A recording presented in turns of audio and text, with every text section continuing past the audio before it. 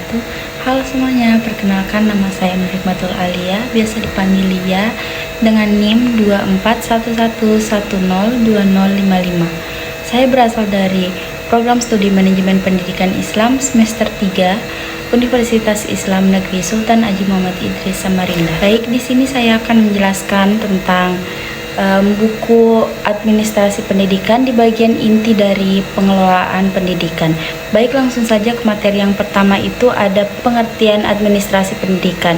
Nah, administrasi pendidikan ini merupakan proses kerjasama yang terencana dan terorganisasi antara seluruh unsur sekolah untuk mencapai tujuan pendidikan secara efektif dan efisien.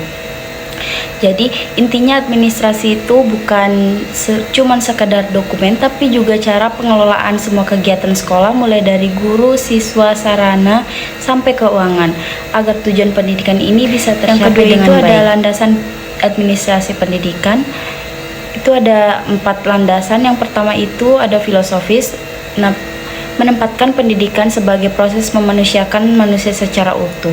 Yang kedua itu ada landasan yuridis. Nah, ini berpijak pada peraturan perundang-undangan, misalnya Undang-Undang Nomor 20 Tahun 2003.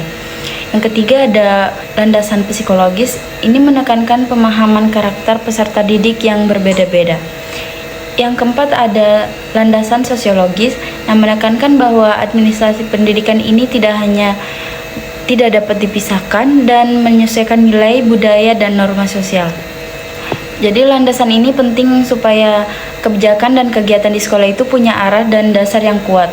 Misalnya guru mengajar bukan cuma sekedar agar siswa itu berprestasi, tapi juga punya karakter baik sesuai nilai sosial dan hukum pendidikan. Tiga itu ada fungsi dan ruang lingkup administrasi pendidikan.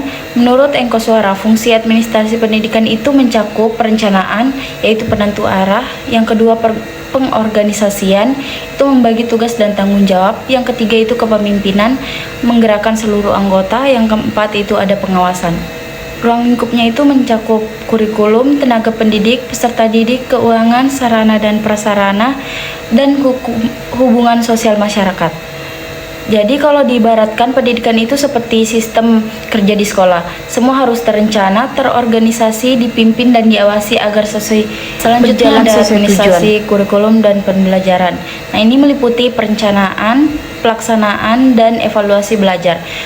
Nah, di sini guru sebagai pelaksana, sedangkan kepala sekolah sebagai pengarah. Kelima ada administrasi tenaga pendidik.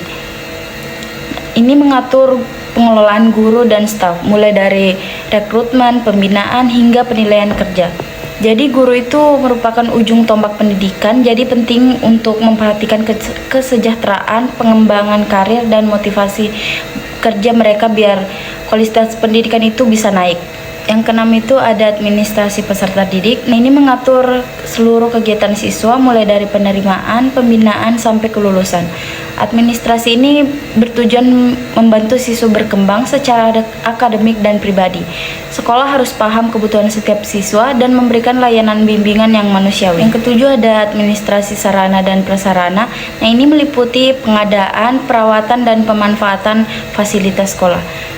Sarana dan prasarana yang baik itu bikin proses belajar lebih nyaman dan efektif. Jadi pengelolaannya harus efisien, jangan sampai ada fasilitas yang mubazir dan rusak tapi nggak diperbarui. Selanjutnya ada administrasi keuangan yang meliputi penyusunan anggaran, penggunaan data, pembukuan, dan pelaporan. Prinsipnya itu transparansi, efisiensi, dan akuntabilitas.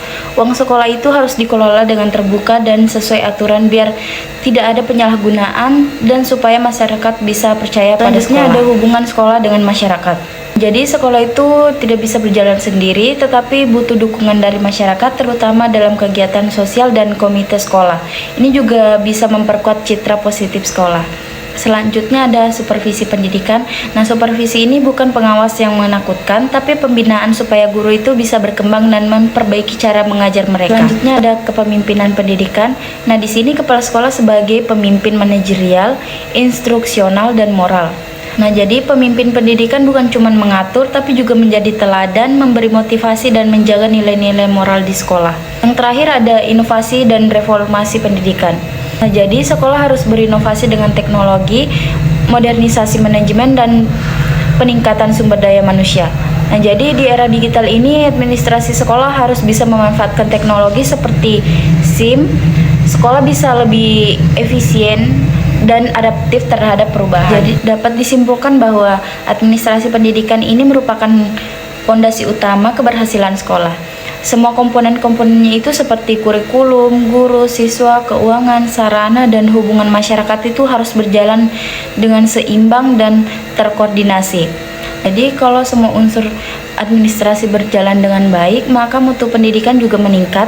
Jadi administrasi bukan hanya hal sepele, tapi inti dari keberhasilan pendidikan. Baik, mungkin itu saja yang dapat saya sampaikan. Kurang lebihnya dimohon dimaafkan.